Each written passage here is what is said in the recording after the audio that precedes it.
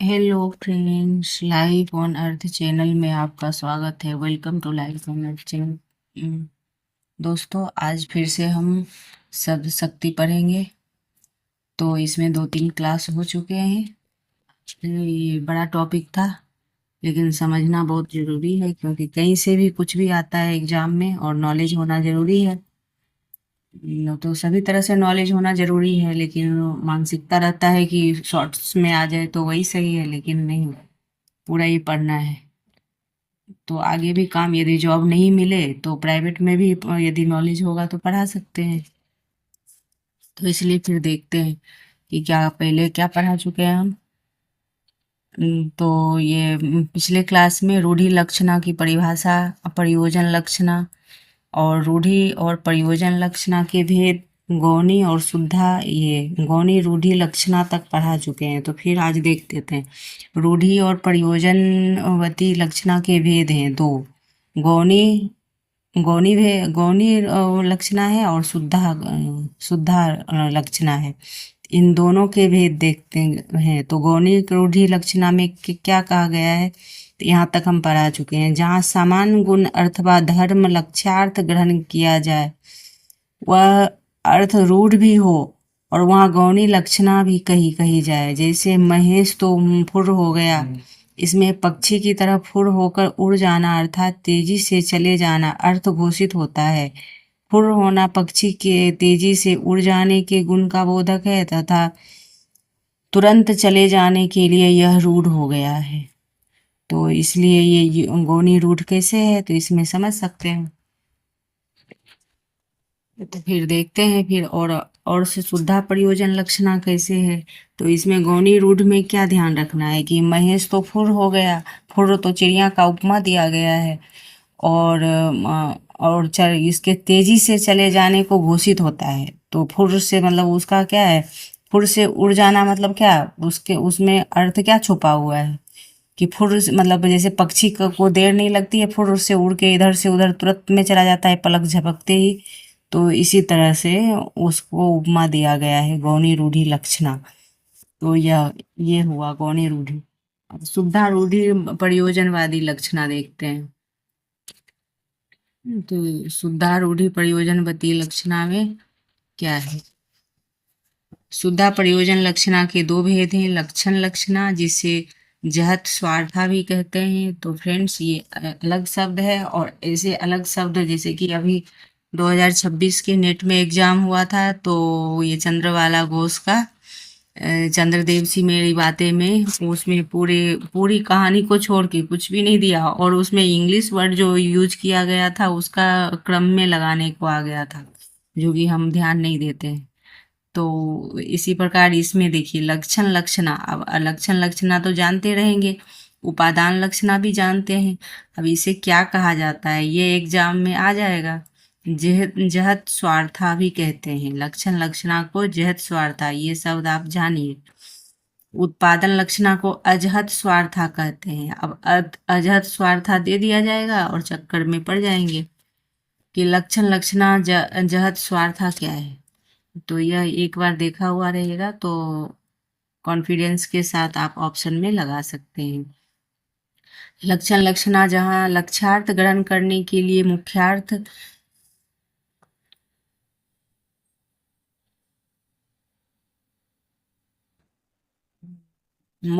वाच्यार्थ बिल्कुल त्याग दिया जाए।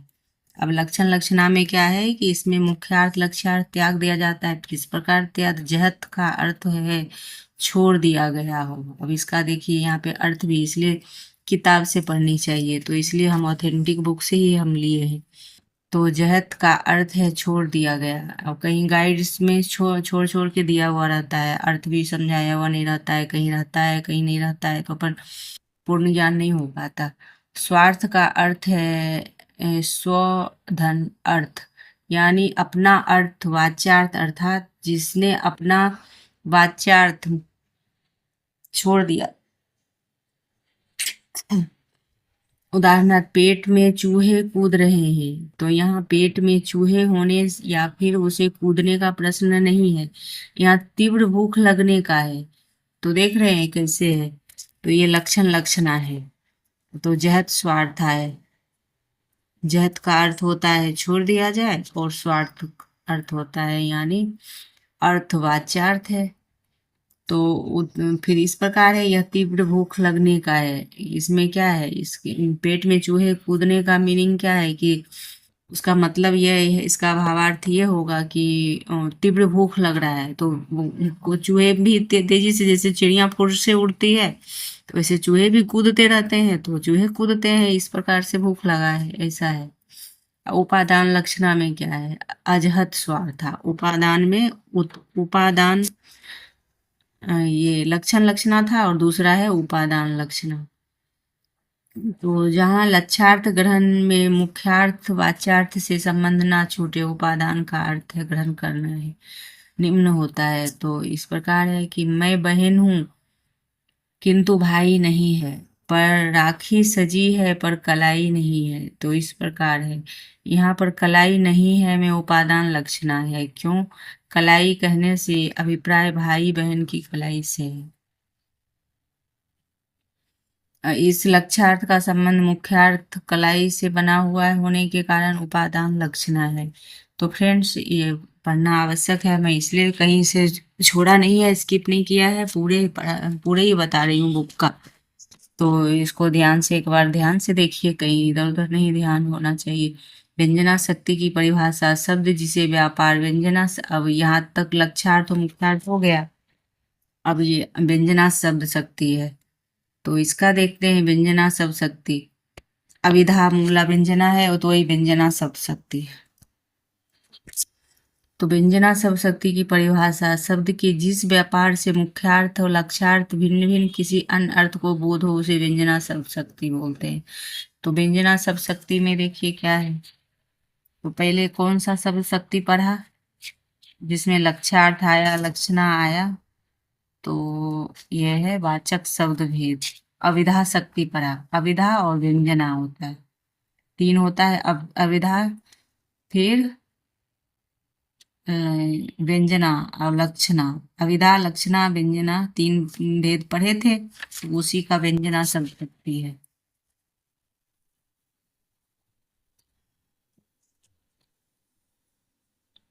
तो जिस व्यापार से उसे मुख्यार्थ लक्षार्थ भिन्न किसी अन्य विशेष अर्थ का बोध हो। स्पष्टीकरण में अविधा में वाच्यार्थ मुख्यार्थ होता था, तो लक्षणा में लक्ष्यार्थ अभिष्ट होता है। और फिर इसी प्रकार व्यंजना में अभिष्ट, ये ऊपर दी व्यंग्यार्थ में ऊपर दी हुई परिभाषा में गूढ़ार्थ भी कहा जाता है। व्यंग्यार्थ को गूढ़ार्थ भी कहा, तो गूढ़ धन अर्थ, गूढ़ार्थ अर्थात छिपा हुआ अर्थ, जिसमें अर्थ छिपा हो उसे व्यंग व्यंग का अर्थ भी छिपा हुआ होता है। इस प्रकार शब्द का वाच्यार्थ अभिष्ट न लक्षणा शब्द शक्ति कहा जाता है, तब हम लक्ष्यार्थ ग्रहण करते हैं, किंतु कई बार शब्दों के अर्थ ग्रहण में लक्ष्यार्थ असफल हो जाता है। तीसरी शक्ति व्यंजना काम करती है, जैसे कि पहले पढ़ा ना, अविधा लक्षणा और व्यंजना, तो वही है। पहला तो अविधा पढ़ चुके हैं, और फिर लक्षणा पढ़ चुके, लक्षण के पर है, और ये तीसरा व्यंग, व्यंग में व्यंग होगा, किसी के ऊपर से व्यंग किया जाएगा, उसके वाक्य से पता चल रहा है। तीसरी शब्द शक्ति का गृहीत अर्थ है व्यंग्यार्थ, अथवा व्यंग्यार्थ को धन्यार्थ, सूच्यार्थ और प्रीत्यार्थ बोला जाता है। तो व्यंग्यार्थ को ये इतना बोला जाता है, ध्वन्यार्थ, सूच्यार्थ और प्रतीयमानार्थ। प्रतीयमानार्थ भी कहते हैं। यह न तो स्वार्थ की तरह कथित होता है और न ही होता है, न लक्षार्थ की तरह लक्षित होता है, वरन यह तो व्यंजित सूचित प्रतिभाषित होता है। ठीक उसी प्रकार जैसे पके हुए अंगूर के गुच्छे में छिपी हुई पीताभा पीताभा उसकी मिठास को सूचित करती है। सहृदय जन भी इसी शब्द नेत अनुभव, उदाहरण तौर पे किसी दृष्टजन के ये दृष्टजन के लिए कहा जाए, आइए महात्मा जी आपका स्वागत है, तो यहाँ ना तो दुष्ट व्यक्ति का महात्मा बताना बकता है, और अभिष्ट ना ही वह तो उसका स्वागत कर रहा है। तो किस प्रकार है, ये आइए महात्मा जी आपका स्वागत है। तो उदाहरण के तौर पे दुष्ट जन के लिए यदि व्यंग किया जाता है ना कि जो अच्छे विचार का नहीं है तो उसको महात्मा के रूप में उनको बोला जाता है, महात्मा कह के संबोधित कर दिया जाता है, तो इसलिए वो व्यंग्यार्थ हो जाता है। तो व्यंग किया गया ना उस व्यक्ति पर जो कि दुष्ट जन है, मतलब क्या दुष्ट विचारों वाला दुष्ट जन होता है। और इंसान तो एक ही होता है पर वो विचारों से भिन्नता होती है, कोई महात्मा बन जाता है अपने अच्छे विचारों से और कोई दुष्ट बन जाता है। तो वही स्वागत है आप करते हैं, तो यही व्यंग्यार्थ होता है। तो ये समझ में आ गई होगी, ये तो सीधी सी है। तो फिर देखते हैं।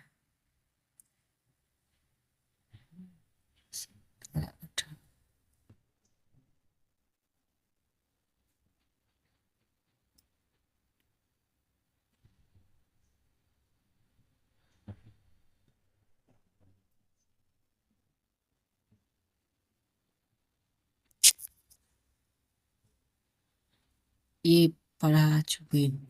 ये पहले हो चुका है, फिर आगे का देखते हैं।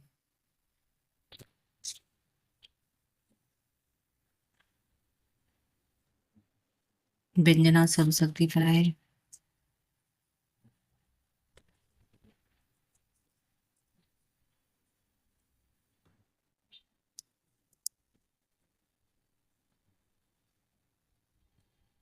फिर यहाँ देखते हैं कि वहां पर पढ़ा है व्यंजना शब्द शक्ति। अब यहाँ देखते हैं कि महात्मा दुष्ट कहा जाता है, दुष्ट को महात्मा कहा जाता है, उसका स्वागत कर दिया जाता है, वरन इसमें निहित व्यंग छिपा हुआ है। अर्थ है यह, अरे दुष्ट तुम यहाँ क्यों आए हो, तुम्हारे यहाँ आने का क्या पर धिक्कार है, किस प्रकार से है। व्यंजना के भेद देखते हैं क्या है। व्यंजना शब्द शक्ति के भेद, व्यंजना के वैसे तो अनेक भेद किए जाते हैं। तो यहाँ पर दो प्रमुख भेद हैं, शब्द शाब्दी व्यंजना और आर्थी व्यंजना। तो ये इम्पोर्टेंट है, व्यंजना शब्द शक्ति में पूछ सकता है कि कौन से व्यंजना शक्ति शक्ति के भेद हैं। तो शाब्दी व्यंजना और आर्थी व्यंजना यह भेद है।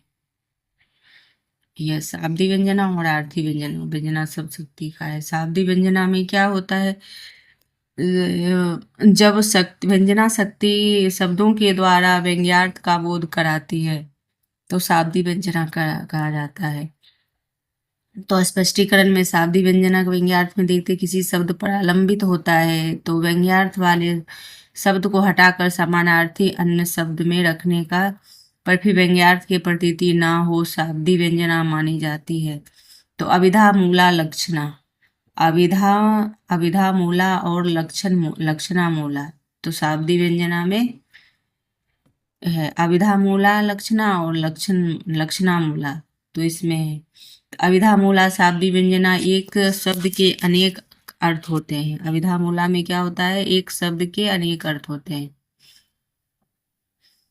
तो प्रसंगानुसार उसके उपयुक्त वाच्यार्थ को व्यक्त करने में सहायता होती है। इसके अतिरिक्त कथन ये है, तो मुख मन देखिए उदाहरण से व्यंजना शाब्दी व्यंजना का उदाहरण से समझ में आएगा कि मुख मनोहर श्याम रंग बरसत मुद अनुरूप और झूमत मिति वारी झामकी झमकी बनवाली रसरूप। तो यहाँ पर मेघों के घुमर कर बरसने की दृश्य अंकित है। तो यहाँ प्रयुक्त बनमाली शब्द मेघ और कृष्ण दो अर्थ वाला है। तो यहाँ जहाँ पर यह नाम बनमाली शब्द से पूरे दोहे मेघ के प्रसंगानुसार का अर्थ व्यक्त होता है, वहीं कृष्ण प्रसंगानुसार उनकी रासलीला का भी द्योतक है, अर्थ ही ध्वनित होता है। इस प्रकार अभिधा के आधार पर व्यंग्यार्थ का बोध करा रहा है। यह अभिधा शाब्दी व्यंजना इसी प्रकार बिहारी के प्रसिद्ध दोहे से भी है। तो पहले एक दोहा था, फिर दूसरा है चिर जीवो जोड़ी जुड़े क्यों ना स्नेह गंभीर को घटी वृषभानुजा वे हलधर के वीर। चिरजीवो जोड़ी जुड़ी। तो यहाँ स्पष्टीकरण से है कि यहाँ वृषभानुजा और हलधर शब्द अनेकार्थी होने से तो यह सेट के एग्जाम में ऐसे प्रश्न आते हैं। कि इसका भावार्थ क्या है और वृषभानुजा को हलधर ये इस क्यों कहा गया है, तो इसे आएगा। तो ये वृषभानुजा हलधर शब्द अनेकार्थी होने के अन्य अर्थ स्वभाव वाली राधा तथा हलधर जैसे बैल के भाई का व्यंग्यार्थ बोधित होता है। तो क्या है कि वृषभानुजा और हलधर शब्द अनेकार्थी होने से अन्य अर्थ होता है, व्यंजित करा रहा है। वृषभानुजा से वृष राशि के सूर्य के समान उग्र स्वभाव वाली राधा का तथा हलधर से बैल के भाई व्यंग्यार्थ का बोध होता है। इस प्रकार है। लक्षणा मूला शाब्दी व्यंजना, जब कवि लेखक लक्षणा अथवा आश्रय लेकर किसी व्यंग्यार्थ को सूचित करना चाहता है तब लक्षणा मूला व्यंजना होती है। तो जैसे नाम को बताई ओ जताई काम को उधो, बस। तो इस प्रकार नाम को बताई ओ जताई गाम उधो, बस श्याम सो हमारी राम राम कह दीजियो। तो इस प्रकार का तो 19 का है। तो इस प्रकार है, इसमें इस स्लाइड में इतना है और फिर आगे के देखते हैं। आज खत्म ही कर देते हैं।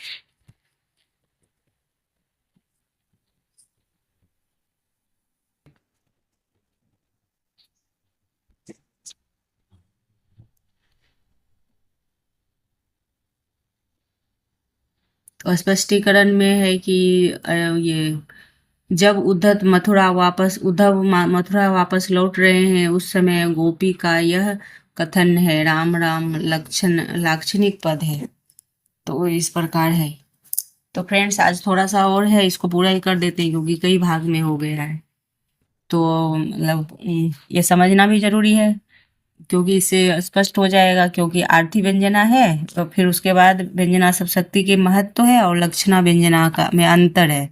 तो अंतर से स्पष्ट भी थोड़ा समझ में भी आ जाएगी। और आरती व्यंजना तो इसका है ही, ये व्यंजना व्यंग्यार्थ का व्यंजना सब शक्ति का आरती व्यंजना है, तो ये पढ़ना जरूरी है। तो स्पष्टीकरण में यह है, तो राम राम सामान्य अभिवादन के लिए संबोधन रूप में कहा जाता है। इस प्रकार सामान्य तौर पर अभिवादन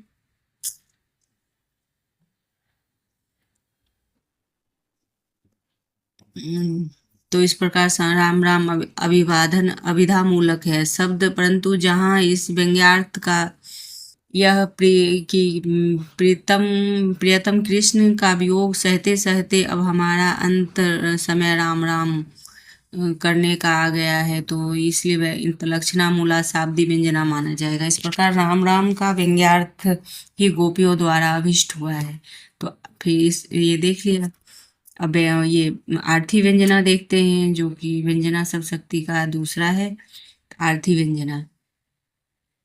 तो आरती व्यंजना की परिभाषा देखते हैं। जब अभिधा और लक्षणा के द्वारा व्यंग्यार्थ स्पष्ट ना हो तब शब्द द्वारा उसका बोध ना हो, अर्थ द्वारा होता है, आरती व्यंजना माना जाएगा।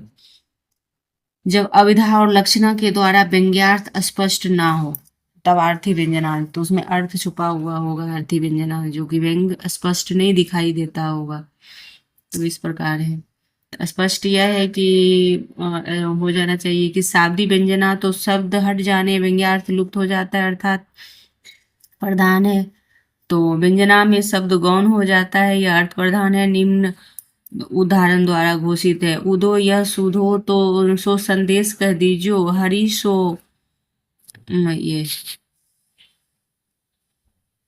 ये संदेश कह दीजियो, हरि यहाँ हरि सो यहाँ फूल फूले बन कुंज, किसुक गुलाब कचनार ओ आना अनारन की डारन पे डोलत अंगारन के पुंज। तो इस प्रकार है। तो उदो यह सुधो से संदेश के कह दीजो, हरि सो यहाँ ना फूल फूले बन कुंज, किसुक किंसुक गुलाब कचनार ओ अनारन की डारन पे डोलत अंगारन के पुंज।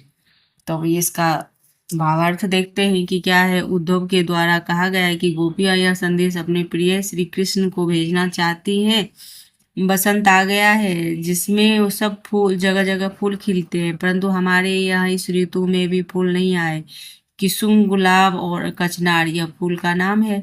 अनार, तो यह आ सकता है यहाँ से भी प्रश्न। अनार डालियों पर अंगार दिखाई पड़ रही है। फूल के जगह अंगार की उपमा, आग का उपमा दिया गया है कि बसंत में तो फूल खिलते हैं, लेकिन कोई फूल किस्म के और गुलाब, कचनार, अनार आदि डालियों पर अंगार नहीं, अंगार है।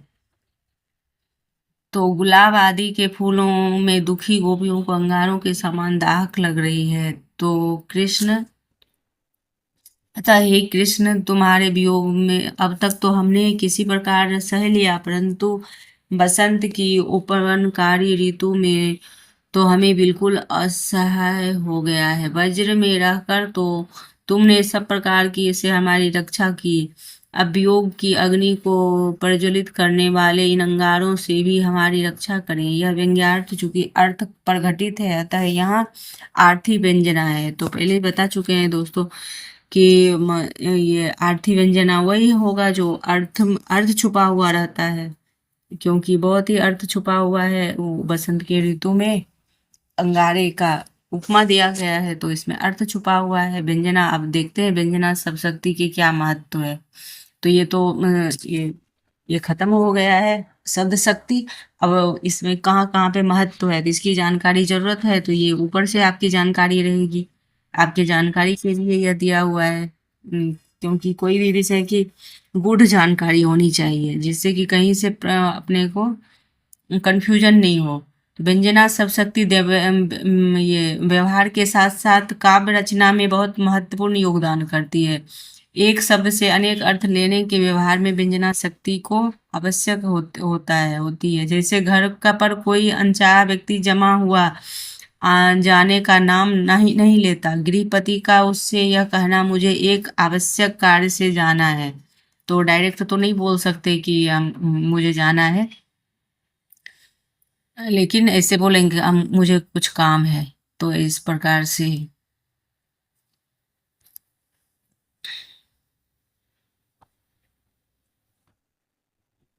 तो व्यंजना सब शक्ति पर आधारित है। इस वाक्य में के द्वारा गृहपति यह भी कहना चाहते हैं कि आप यहाँ से चले जाएं, लेकिन डायरेक्ट नहीं कहा जाता है। और ऐसे कहते कि मुझे काम है। काम की उत्तमता का आधार ही व्यंजना शक्ति है। शब्दों का प्रयोग माना जाने से प्रयोग को चमत्कार कहा जाता है।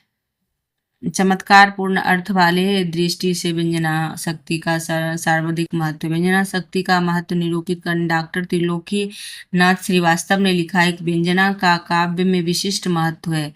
डॉक्टर त्रिलोकी नाथ श्रीवास्तव ने लिखा है कि काव्य में व्यंजना का विशिष्ट अर्थ महत्व है। रसानुभूति में सहायक होकर चमत्कारोत्पाद क्षमता रखती है। इससे बड़ी विशेषता है, यह शब्द अर्थ और दोनों में रहित है। व्यंजना शक्ति की महत्ता आचार्य आनंद वर्धन ने भी ध्वनि की महत्ता के साथ किया है। तो व्यंजना शक्ति के, अब ये देखा आनंद वर्धन का भी इसमें वर्णन है, तो ध्वनि की महत्ता का है। तो लक्षणा और व्यंजना शक्ति में अंतर देख लेते हैं। तो देखिए फ्रेंड्स, बीच में अपन अलग अलग पढ़े हैं और अंतर से स्पष्ट हो जाएगा, क्योंकि थोड़ी थोड़ी सी अंतर है तो अपने को कंफ्यूजन पूरे ही क्रिएट होंगे कि कौन किस में होगा। थोड़ा थोड़ा से मतलब सेम ही शब्द लगता है, तो इसको देख के अंतर मतलब थोड़ी सी अंतर स्पष्ट कर सकते हैं लक्षणा और व्यंजना के।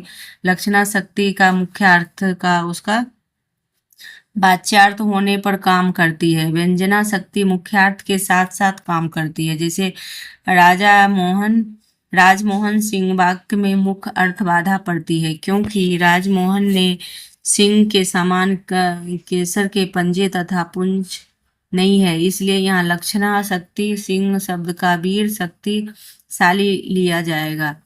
तो गुरु का शिष्य से कहना सूर्य अस्त होने वाला है, वाक्य में सूर्य के छिपने रूपी मुख्य अर्थ बाधा नहीं है, क्योंकि संध्या के समय सूरज छिप ही रहे हैं, तो इसके लिए अतिरिक्त गुरु के कथन का अर्थ छिपा हुआ है। अध्ययन समाप्त करो, मतलब सूरज अस्त हो रहा है तो अध्ययन समाप्त करने से तो एक ही वाक्य बोला जाता है।